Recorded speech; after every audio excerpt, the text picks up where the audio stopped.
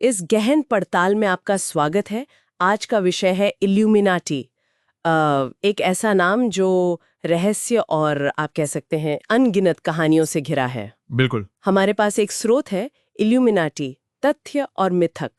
ये सच और कल्पना को अलग करने की कोशिश करता है। हाँ, और यही हमारा मकसद भी आज, इस ऐतिहासिक समूह की असलियत को समझना। और साथ ही वो जो आधुनिक धारणाएं हैं जो आजकल चलती हैं। सही।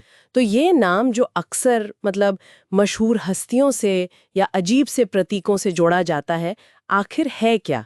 चलिए खोलते हैं इसे परत दर परत। हाँ, चलिए शुरू करते हैं। और स्रोत भी इसी फर्क को समझने में मदद करता है। तो पहले बात करते हैं असली मतलब ऐतिहासिक इल्यूमिनाटी की। अच्छा। हाँ, ये कोई कोरी कल्पना नहीं थी, एक वास्तविक समूह था। अरे तो ये सच में था?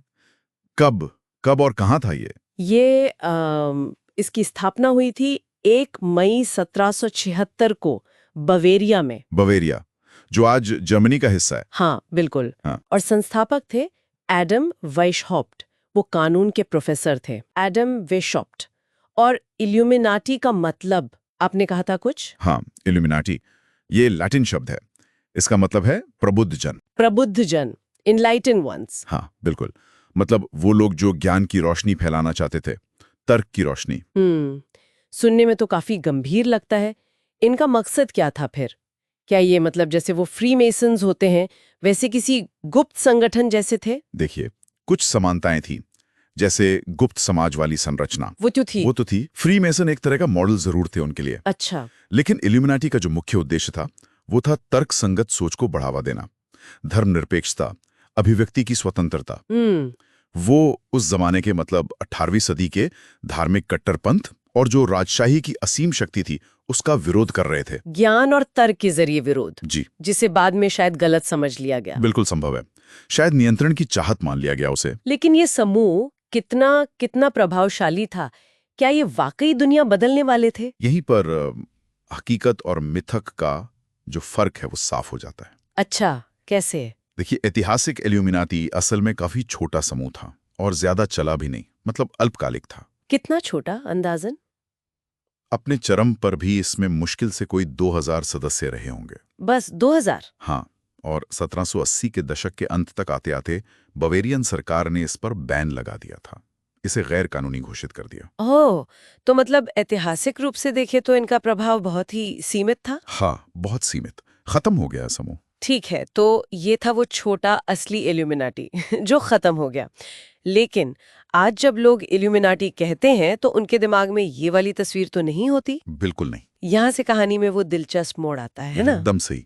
वो जो 18वीं सदी का समूह था उसके खत्म होने के बहुत बाद, बहुत सालों बाद, ये नाम जो है ये आधुनिक षड्यंत्र सिद्धांतों का आप कह सकते हैं एक तरह से पोस्टर चाइल्ड बन गया। पोस्टर चाइल्ड मतलब ये कि आज का जो मिथक है वो ये है कि एक बहुत ही शक्तिशाली छुपा हुआ अभिजात वर्ग है जो पर्दे के पीछे से दुनिया की सरकारें, अर्थव्यवस्था, मीडिया, पॉप संस्कृति सब कुछ नियंत्रित कर रहा है। सब कुछ, यहाँ तक कि युद्ध और आर्थिक संकट भी। हाँ, सिद्धांतों के मुताबिक तो यही माना जाता है कि ये सब उन्हीं की देन है, एक वैश्विक एजेंडा। और वो प्रतीक, वो जो आंख बनी होती है पिरामिड पर, ऑल सीइंग आई। हाँ, वो सर्वदर्शी आंख। और मशहूर हस्तियां जैसे जेजी, बियॉन्से, लोग कहते हैं वो लोग भी इसमें शामिल है। क्या चक्कर है ये? हाँ, ये प्रतीक चिन्ह, खासकर वो आंख जो वैसे दूसरे समूहों में भी इस्तेमाल होती रही है, जैसे फ्रीमेसन, उसे आधुनिक कहानियों में इल्यूमिनाटी के गुप्त नियंत्रण का निशान माना जाता है। लेकिन क्या इसका असली ऐतिहासिक इल्यूमिनाटी से कोई लेना देना है? कोई सीधा साबित कनेक्शन नहीं है।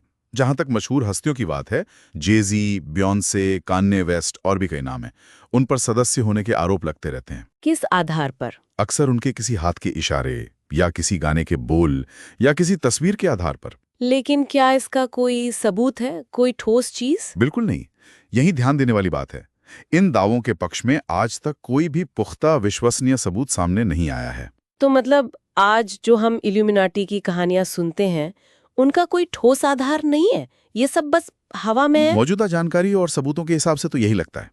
किसी ऐसे वैश्विक शक्तिशाली इल्यूमिनाटी संगठन के अस्तित्व का कोई प्रमाण नहीं है। तो फिर ये सब है क्या? ये आधुनिक संदर्भ जो हैं ये ज्यादातर या तो कह सकते हैं लोक कथा बन चुके हैं या पॉप संस्कृति का हिस्सा है, और कभी-कभी शायद ये दुनिया की जो जटिल घटनाएं हैं उन्हें समझने का एक आसान तरीका बन जाते हैं। एक सरल व्याख्या। हाँ, कि कोई एक अदृश्य शक्ति है जो सब कुछ कंट्रोल कर रही है, ये सोचना शायद आसान लगता है। बिल्कुल, एक रहस्यमयी तरीका। और पॉप संस्कृति वाला एंगल तो बिल्कुल साफ है। हाँ मैंने भी देखा है, डैन ब्राउन की किताबें हैं हाँ, वो तो बहुत पॉपुलर हुई। और फिल्में भी, Angels and Demons, National Treasure, बिल्कुल गेम्स, कॉमिक्स, हर जगह इनका जिक्र है। सही कहा, इनका असर पॉप कल्चर पर तो बहुत गहरा है। तो अगर हम सार निकालें पूरी बात का, हाँ, तो संक्षेप में ये है कि दो अलग-अलग इल्यूमिनाटी हैं, एक तरह से। दो, अच्छा, एक है 1776 का बेवेरियन इल्यूमिनाटी, वो एक वास्तविक प्रबुद्ध विचारों वाला छोटा सा समूह था जो कब का इतिहास बन चुका है, खत्म हो चुका है। ठीक है। और दूसरा? और दूसरा है आज का,